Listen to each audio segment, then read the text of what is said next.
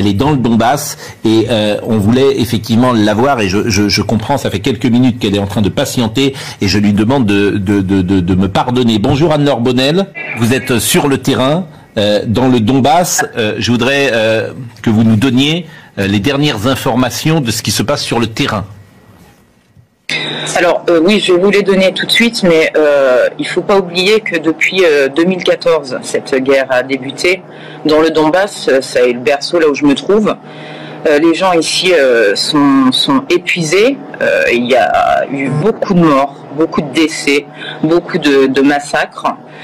L'aviation a pilonné le Donbass en 2014, l'aviation ukrainienne. Ça continue. Des villages comme Gorlovka, où j'étais hier et avant-hier, sont également visés.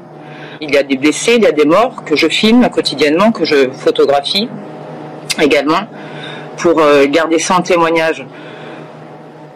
Je n'ai aucun message politique, mais sachez simplement que depuis une semaine, on parle de ce conflit, mais il dure depuis 8 ans. Il y a eu 13 000 morts. 13 000 morts. Les gens sont épuisés. Ils se sentent tous ukrainiens. Ce que je peux vous dire, c'est qu'ils sont très surpris que l'Europe se rende compte de la situation. Alors que pour eux, cette situation de bombardement, c'est de vivre dans des caves, etc. Je l'ai documenté en 2015. Pour eux, c'est un quotidien depuis 2014, je le répète.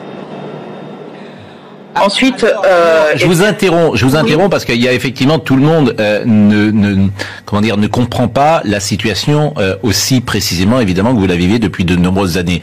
Vous avez dit et ça m'a surpris, tous les gens se sentent ukrainiens. Et vous avez rappelé que les bombardements étaient ukrainiens il y a absolument. quelques jours.